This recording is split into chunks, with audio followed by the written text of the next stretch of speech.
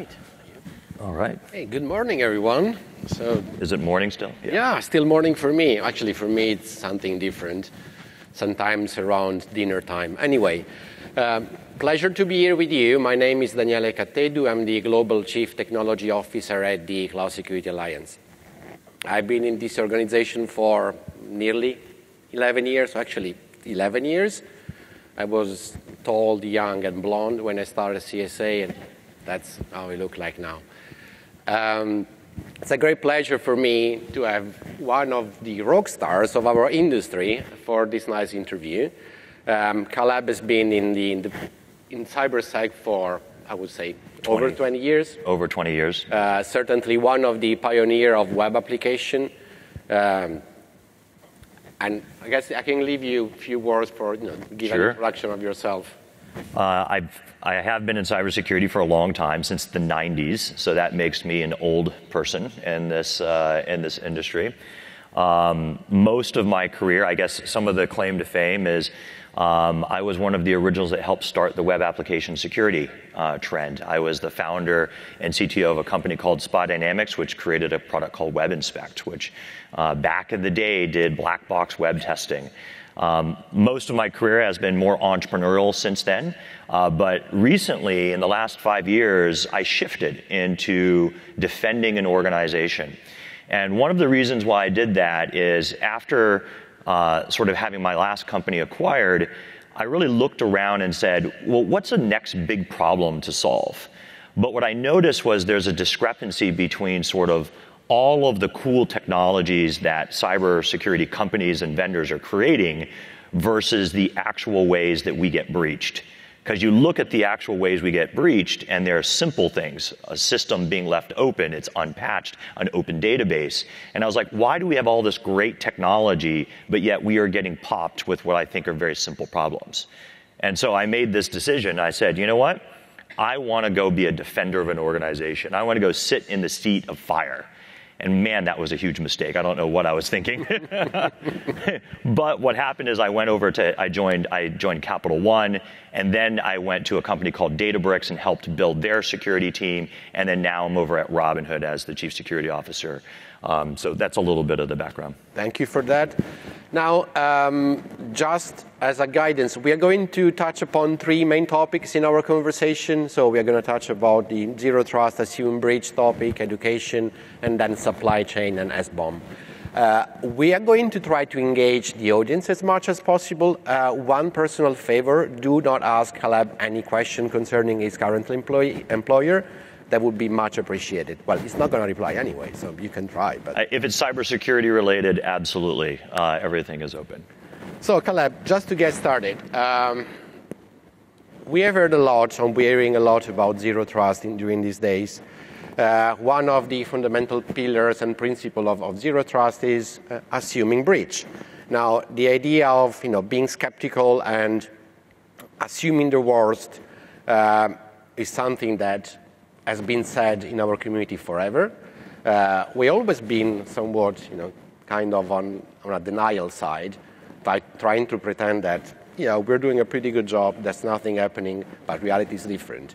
So what does it really mean for you assuming breach?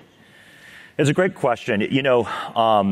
When once I started going through and looking at how to defend an organization, one thing that you obviously realize is that the attack surface and the level of complexity and the amount of fires that you deal with are absolutely out of control, right? And so when you walk into an organization and you think, well, where do you focus your efforts? Where do you prioritize the things that you want to deal with?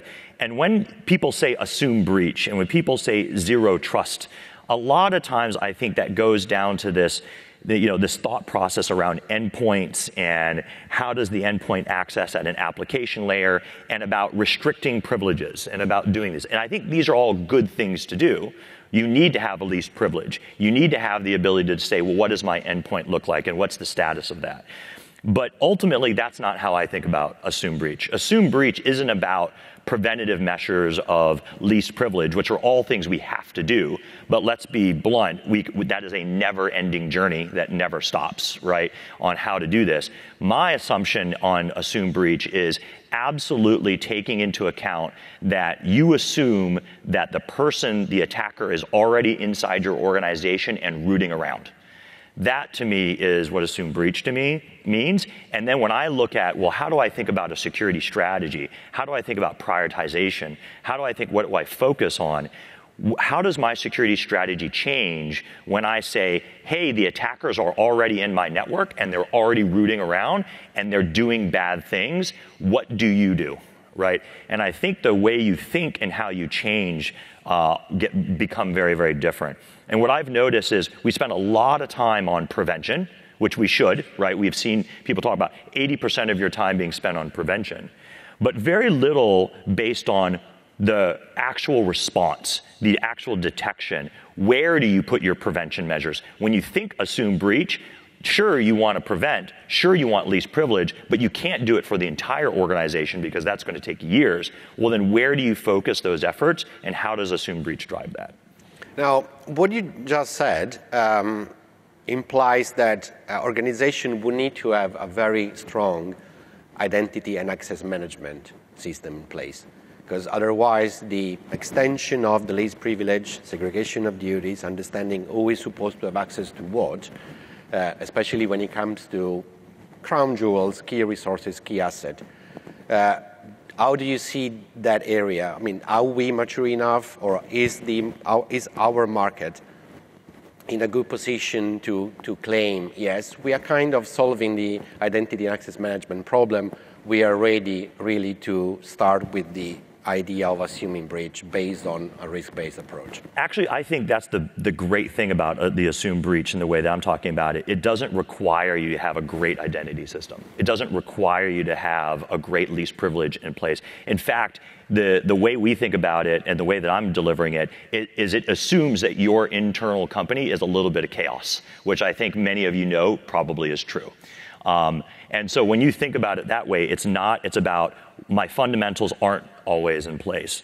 The least privilege and identity always has gaps, and we should always work on improving this. But when I think about where am I going to put my focus, I look at and say, where does the attacker go? Once they're inside your organization, the one benefit that we actually have as practitioners against the attacker is we could probably find out where they're going to go.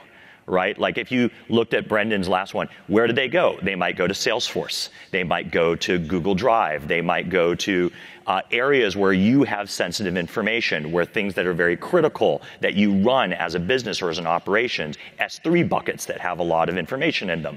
You know where the things that are important inside your organization are. So that means you know where, generally speaking, the destinations that they're going to go that are going to cause a lot of damage. And so that is the thing where you then start focusing on those, not on the perimeter, right? And you always have to do basics of fundamentals, but I'm going to say, let's pick my Salesforce, because I'm going to go off the last presentation. If I know that's a crown jewel in my organization, I know that's a place where attackers go, how much effort am I going around protecting that, detecting those things, responding to incidents in Salesforce, being able to put my walls around Salesforce as an incident itself, as a crown jewel. Not my walls around my perimeter, but around Salesforce. And then how much am I looking at the logs? What are my detection mechanisms there? How am I preventing those things? That, I think, is the difference. I'm assuming employees that are accessing Salesforce are going to be malicious. Therefore, what's the kinds of things that I look for?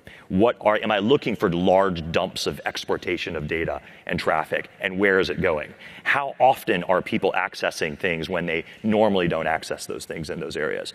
By closing my focus on these crown jewels, it allows me to raise the level around my monitoring at a much, much higher than me trying to peanut butter spread it across the entire org.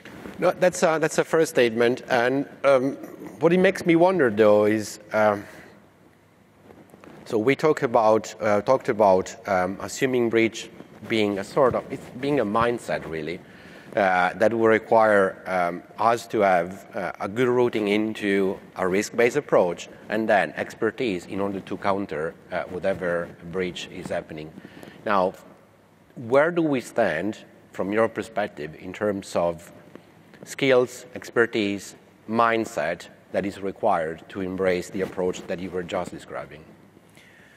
It's switching a very, very different topic, but I think what you're talking about is a little bit more around talent, right? And then how do you hire good talent? Not just talent. There are two things there. Yes, one is talent. The second one is mindset. That's possibly detached to it, but it's a need to change the approach to security that we have had so far. So the spending on prevention is the result of an approach that our industry has had in the past 20 years. So we were focusing on prevention because we thought that was the best way to invest our dollars. Switching to a different approach, so switching the idea of looking at the organization from the outside in, if you like, while inside out, it requires a change in your mindset approach. So it's both mindset, culture, if you like, and talent. Yeah. I think that's a good question. For me, as an example, as a CISO and as a team, it's about representing a certain type of thought process and a certain type of culture. And if you look at the incidents and breaches that have occurred in the past, just look at the ones that have recently happened. There's no question that you will be popped. You probably already have, and you might actually get popped again. It's a very difficult job for us to actually prevent these things from occurring. And listen, prevention is not something that you should drop. That's not what I'm saying here. But prevention is a long journey, and it's a never-ending journey. And it's something that requires a lot of time and a lot of work to get in place. But what can you do today that allows you to be able to say, hey, I'm going to assume this stuff is going to happen? How much dollars are you putting in incident response? How much dollars are you putting into actual reaction and responding to these incidents? How often do you practice these things? And where do you put those dollars? And when you look at your crown jewels in your organization, how much time is actually being spent on uplifting the fundamentals of those things? This is a thing that we just talk about in our team. We agree on all of these. It gives us priority. It gives us focus. And actually, we've seen a lot more, rigor around these kinds of things because we now have focus. We've laid out there are X number of crown jewels in our organization. Every team is now focused on looking at these crown jewels and up-leveling that. And it's giving that team, I think, a lot of motivation, and we're seeing impacts of that. For example, we're seeing things because we've up-leveled around these crown jewels. We're seeing a lot of activities we would have never seen before. And that's actually giving us a lot of, change in our culture and mindset that this is the right direction. And going back to the talent or skills and expertise shortage, you might be in a position where, privileged, if you like, where you have good resources that you can use to extend your view to the rest of the organization. That's not necessarily the case. Many companies are, in fact, suffering of that lack of skills and expertise. So what would be your advice for those organizations that are, in fact, which are most of us, struggling in getting the right skills and expertise? So this is hiring. Hiring and retaining, I think, is probably the biggest issue in our industry. And listen, there's no easy answer to this. I think it requires a lot of hard work. It requires a lot of grit. And there's several different ways that you can do this. Actually, just recently, I think I was on a podcast about hiring and building your recruiting pipeline and your hiring pipeline in the right way. But it's a difficult problem to have. But let me give you maybe some top tips that I've learned in some of this.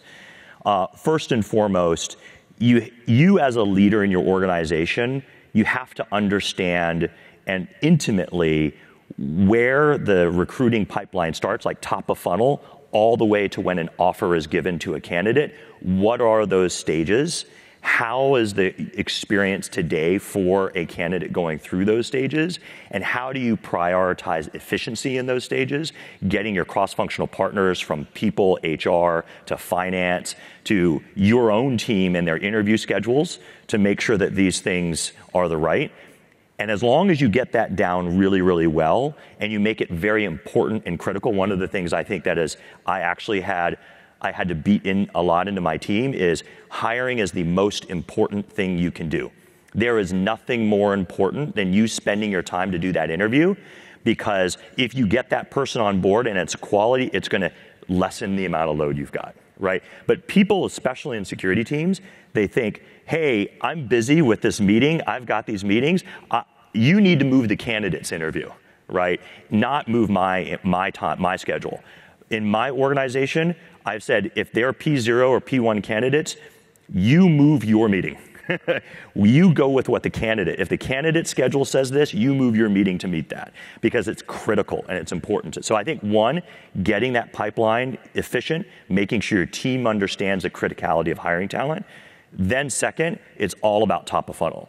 And that's the hard part. How do you attract talent? How do you get talent into your door? Many CISOs do public speaking. They get on stages like this to say, hey, this is my view, here's how I think about it. Wouldn't you love to come work for my organization? People do podcasts, they're on Twitter. Or they do a lot of times, if you don't do that, it's just mining your network. And it's getting in LinkedIn, rolling up your sleeves, getting a crew of you guys like onto an hour Zoom meeting and go through your LinkedIn and pinging. And it's just hard work. I wish I had magic answers in this, but I don't. That's definitely good advice as far as the overall process is. But if you now switching, from the perspective of the students, of the future employees of our organization, something that certainly as an industry we have been struggling, and we will foreseeably struggle in the future as well, is how to keep up with the evolution of the technologies and the different frameworks and approaches that are coming into play. That's something that we have heard over and over again. We are struggling in finding solutions, and certainly in finding the right people to address those. How we can build a model for training and education that is going to be flexible enough in order to be receptive of the instances and the needs that we're going to see popping up in the near future. Because just looking at the new technology we were mentioning this morning, we've got quantum computing, artificial intelligence, blockchain. I would say that I look at this in a couple ways. One, maybe I'm a little bit more optimistic about this. When I look at the security industry 10 years ago to where it is today, it's drastically different. The amount of people who are educated in this field is drastically different. I think much, much larger. You have universities that are giving out PhDs in cybersecurity. I think the amount of material that's out there to learn about cybersecurity is way bigger than it was 10 years ago. So I'm actually optimistic about sort of the growth in education and how people are getting into this industry.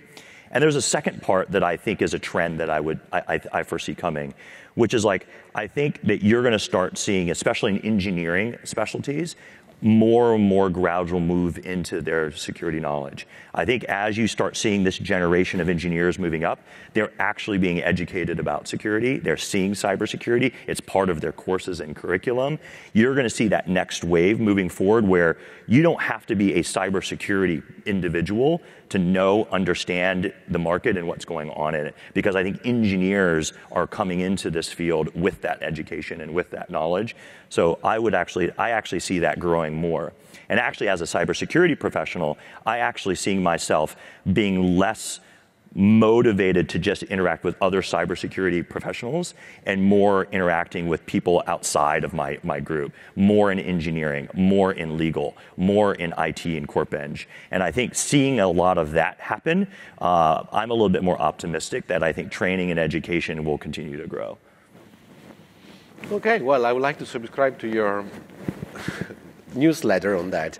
I'm not as optimistic as you are, and that's why I think the work that CSA we have in front of us, it's going to be tough, but exciting. Now, before we move to the next topic, I wanted to make sure if I want to check if there are any questions from Caleb at this point. Raj Krishnamurthy, I work for a startup called Compliance Scout. So you talked about security maturing into this engineering space. It's a combination of engineering, analytical, and CISOs like you become integrators of different services, right? Especially cloud, Kubernetes. How do you typically see this build versus buy as a CISO? That is also an age-old question. Build versus buy really is about the company, the context, and the environment. So the question, is, how do I make that decision? And generally speaking, it's a balance. And so we look at really, first of all, should we build it? And I think should we build it is the first question that you should answer. And that is it unique to the needs and requirements of our business? For example, is the uniqueness that we've got substantial enough that either a vendor is not going to go build for us as a feature, or we can see in the growth moving forward in the future, the scalability, the requirements that we've got on that uniqueness is something that is no vendor is really going to fill. So that's one thing that we look at is say, okay, if that uniqueness is there, if it's something that we don't see a vendor going to be able to fill that in the near future or in the needs that we've got, that's something we should probably think about building. I think second, what we also look at is, hey, how customized is this really going to have to be for us, right? So for example, when I look at things like glue, and when I say the word glue, it's the interoperability between our systems and other systems, and the automation that gets created out of that. That's a big one where it's very difficult to buy a vendor in those spaces because of the level of customization. Generally, we build. If it's anything else, I prefer to buy, because what I don't want to do in our organization is reinvent the wheel. And I think that a lot of times people say, well, let's just build it. And what you'll see in many organizations, especially at larger ones, hey, let's not spend the money on the vendor here because we can actually build that and it will cost us half the cost. And in fact, we did a prototype in a month. Look at it. It does the exact same thing that this vendor does. And then I've seen this happen too many times in my career. Well, great, let's invest in that. They build it to a V1. Those 5 engineers or 4 engineers on that project leave, go to different places. That project, they forgot about the maintenance and the patching and the operations of this project. Meanwhile, the vendor product has funding, lots of investment into it, and is getting requirements from lots of different enterprises that, by the way, are farther stages than we are. And then what we find out is, we actually need those requirements. But we decided to build our own. You know what we'll do is we'll kill this project and we'll end up buying it anyways. And so you see that happen a lot in an organization, and it's a balance. But like, for example, if you're at Google, you're going to build it because the requirements and the scale and the things that you need in your organization, no vendor is really going to match. And so those are things where you make the decision to buy versus build. Thank you very much, Caleb. Moving to the last part of our conversation, I know you have some controversial views, I would say, in the matter of supply chain security. Clearly, big topic, has been on the news for several times. It became one of the obsession of our industry. A lot of technical work done, a lot of investigation also on the policy side. The SBOM, especially here in the US, have given a lot of input in a certain direction when it comes to getting to know yourself a bit better and the distribution of your software dependencies. Yep. But I was really curious to understand, in general, your take and your view on the matter of supply chain security, and then we can eventually touch upon SBOM as well. Yeah, so actually, if I can separate these out, one of the things I think we're seeing a lot as a trend happening right now is digging deeper into our engineering dependencies, processes, and how products are built, which is a phenomenal thing to do. However, what you're saying is like, okay, SBOM has come out, which, by the way, is actually a good thing, because all it is it's an inventory about knowing the components of how your products are built, which you absolutely should have, right? You need to know what you own and what versions are there and what's running and what is not. This is a critical key for anything to understand. But what I'm also noticing is there's this trend now of saying, well, hey, how do you trust your supply chain in these open source dependencies? Like, what about malicious open source contributors are backdooring code in your libraries, and then you're building your software products with these backdoored libraries. And now there's this big push on, you need to know the reputation score of the people contributing to these repos, what these repos do, who has what if backdoors are in these repos. And to that, I think, to me, there's two views. SBOM is a good one. Going down this road of reputation scoring and how to prevent, like, whether open source repos are malicious or not, to me, is a waste of time. This is an avenue for me where I start seeing this digging, and it just feels like a trend to me, where, like, okay, why am I spending so much time and looking at products and vendors who are saying, we're going to give you these reputation scores, when I'm just like, hey, like, I can go and try to filter it out at the beginning, and that's going to be a battle between the security team and engineering now on what open repos and libraries they should be using. That is an instant one recipe for disaster. Like, I don't want to get into that battle. And two, let's go back to my assume breach scenario. I should just assume this has already happened. If I have production software in my production environment that gets popped through some malicious backdoor that we've included in our open source repos, is it better for me to spend $1 trying to prevent that from happening, or better for me to spend $1 trying to detect them actually doing something, right? Because no matter what, if they pop that production server, they're going to have to do something. This is where the kill chain does come into play. And let's be blunt. Most of the time, we spend, like, even when I saw the diagram of Brendan's thing, you have a lot of detail around how the attack occurs, but not a lot of attention about what actually happens when the attacker's doing things. Like when they're getting the data that they want to get access to, when they're either ransoming or destroying the data they want to destroy. What are they doing here? This is the part that I focus on, not necessarily the fact that they popped a production server here. And to me, I'm spending more of my money and my time on this aspect versus trying to preventively say, well, let's figure out what are the right open source libraries to pull in or not. That's fair enough. I must say that being a big fan of reputational systems, I'm not sure I fully share that view, especially try to put yourself in the shoes of a company that doesn't have the level of expertise that you might have in-house, that you certainly have in-house. So aren't those reputation system a good way or a good proxy for them to understand the trustworthiness of the library that they might be using? I don't. And I think, listen, if you fast forward this 20 years, maybe, right? But if you take a realistic look at an organization today, okay, I'm going to run this tool. And guys, like, there are 400,000, if not more, probably libraries and repos that your current software runs on. And you're going to get this reputation score of all these libraries, and you're going to see all these reds that are going to come up. And then you're going to say, oh, this actually goes to a fundamental library and piece of software that our engineers use to build our software. What are you going to do? Are you going to go to engineering and say, hey, by the way, guys, these are all red because they have bad reputation scores. We can't use this anymore. Mm-hmm. Is that going to happen? No, that's not going to happen. The engineers are going to go, yeah, thank you very much. We're going to keep moving. Noted. Noted. That's right. It's irrelevant, right? Basically what you said. So are you going to battle this battle of saying, hey, you can't use these open source libraries because they have bad reputation scores or they have weird behavior and code in them? It's just not going to happen.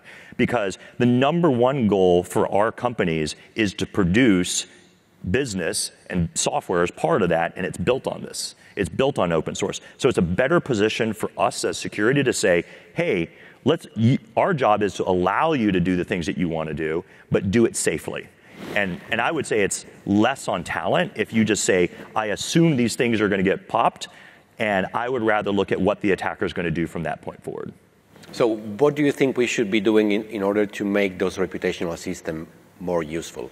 Because certainly we got an issue as an industry, and neglecting it and saying noted, it's fine, and it's fine again if you have enough skills and expertise in-house to be cognizant of what's going on, and then be aware of the risk you're going to face by using non-reputable code. But if that's not the current solution, what is the solution that you see in 5 or 10 years from now that is going to help us in making that determination and make that information that you get out of the reputation system enforceable in the system? Don't get me wrong. It's not that I don't believe in the reputation I understand system. that, yes. It's just, actually, it goes more towards your point. I think that's something that becomes valuable 10 years from now, right? What we're starting now is a good thing to start, but it's going to take 10 years plus for us to figure out, like, how do you clean up the open source ecosystem around reputation? How do you gather people around that? How do you incentivize people that reputation system matters? How is it going to be applicable? What rules and levels of compliance that come into play that enforces reputation system? Yeah, how do you measure it? Yeah, all of this stuff is going to take years and years and years and years to do. So if we fast forward 15 years, will the work that we started on open source ecosystem reputation going to be beneficial and something that becomes more applicable? I think so, or at least I hope so, right? But today, is that applicable? Is today something where I can actually make real use of this? Not at all. Not at all. Now, touching quickly on the SBOM topic, how do you think we can, how useful do you think that is going to be within the context of an organization, and how realistic is to have a full SBOM implementation across any size of organization you can think of? If there's one thing that I cannot express enough, it's knowing what you have is critical. And the thing about it is most people think of sort of an inventory system or an asset system at a physical level. And now you're starting to see it in cloud, at least at sort of a asset level, right? I've got EC2 instances or S3 buckets or whatever. But even going above that at the application layer, what applications do I have? What libraries? How's that application made of? Where is my data at? And what types of data is put where? Knowing and understanding where things are is a fundamental that I cannot express enough.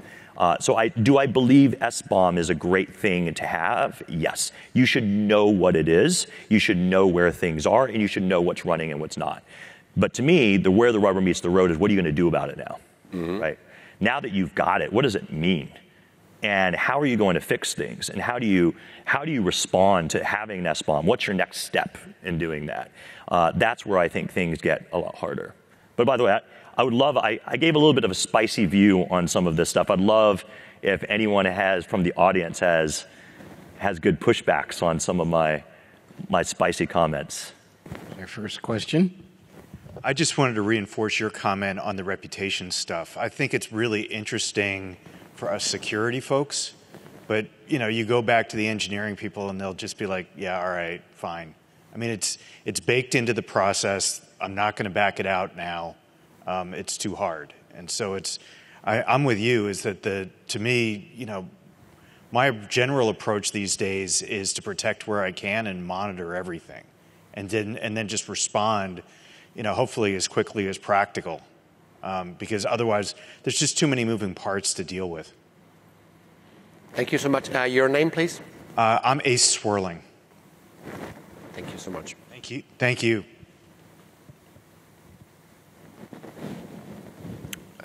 What up there? Oh, hi, I'm Mark Novak. So I have a question for you. You said knowing what you have is important. We are finding that it's really, really hard to figure out what is going on in all your containers. Container images is part of it, right? People picking up various things from various parts of supply chain, open source, etc., is another. Dynamic loading of software is a problem. Do you have any recommendations as to how to make sense of your estate?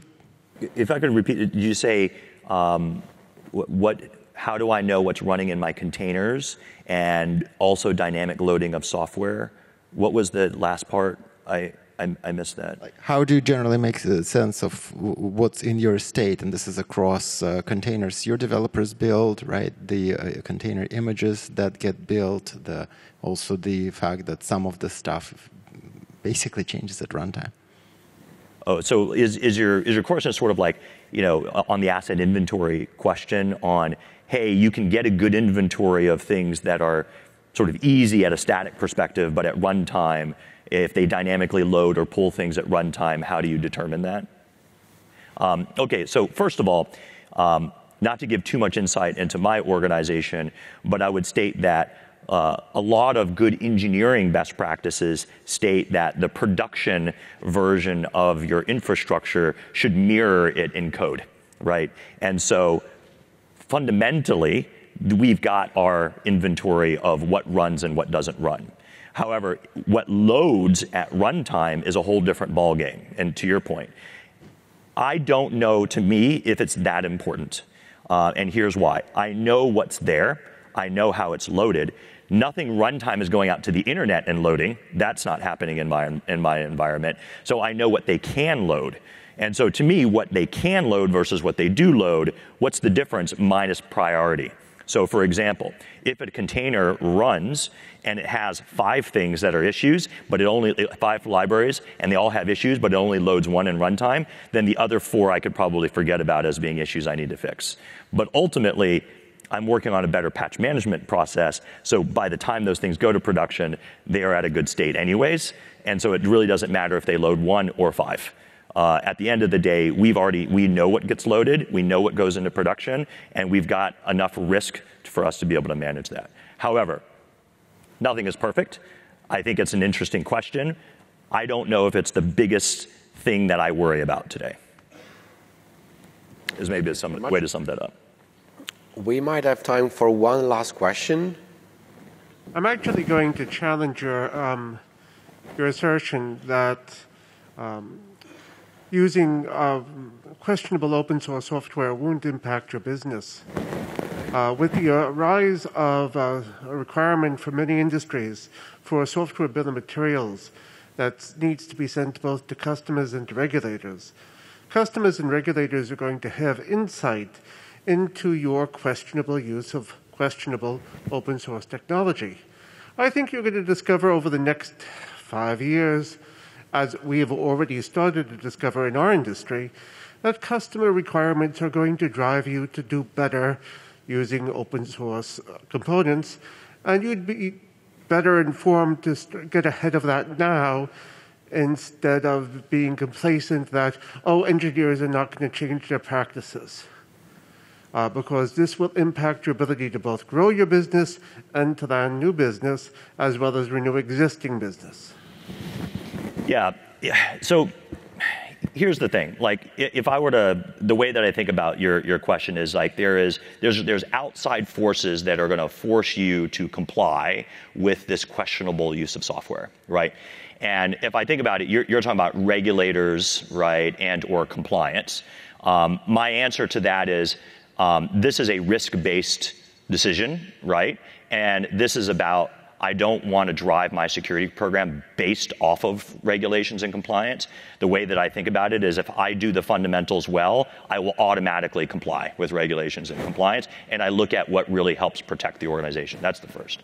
But second, to your longer term thought, I would say B2B businesses, to your point, probably have a little bit more like, oh, if I'm Robinhood and I want to buy vendor A, I might add in my questionnaire of third-party software, do you use any questionable open source reputation things? And that's sort of the outside pressure of a B2B business to build their software using well-known things, right? And I agree with you. I actually think that over time, as we discussed, 10 years, 15 years down the road, perhaps you start getting into that place. But today, you cannot go to your engineer, and it's not just engineers, oh, I'm just going to be, like, you're going to say, hey, let's pick something like, I don't know, Django, right? And say, Django, you can't use that because it has a lot of contributors, 300 different utilities that Django composes of in your code that has questionable things. Therefore, you just can't use that. Like, the amount of chaos that would create inside of an organization is just not functional. So at this point, there is my risk and my cost to the business. And that cost to the business is extraordinarily high versus the level of risk that I'm taking. Because the level of risk of me including a, let's say, non-safe library with, let's say, unusual reputation, which, by the way, I don't even know how they really define bad reputation. I would rather just say, hey, if it's bad reputation, I'm just going to assume it's bad reputation, and I'm going to monitor it better, right? Or I'm going to prevent or contain it better. And that, to me, is a better answer, and that allows the business to use whatever they want. Because I'm just saying, I'm going to contain it for you, and I'm going to monitor it for you. And then I'm going to allow you to do whatever you want. And so I think that, to me, is a better approach. But maybe you're right. 15 years down the road, maybe reputation has been defined better. Maybe the OSS ecosystem has been cleaned up enough to where you can actually mitigate these things according to that reputation. But to be very blunt, I'm doubtful. So. Yeah. So thank you so much for that, Caleb. Very insightful. And I would like the audience to join me in a round of applause for Caleb.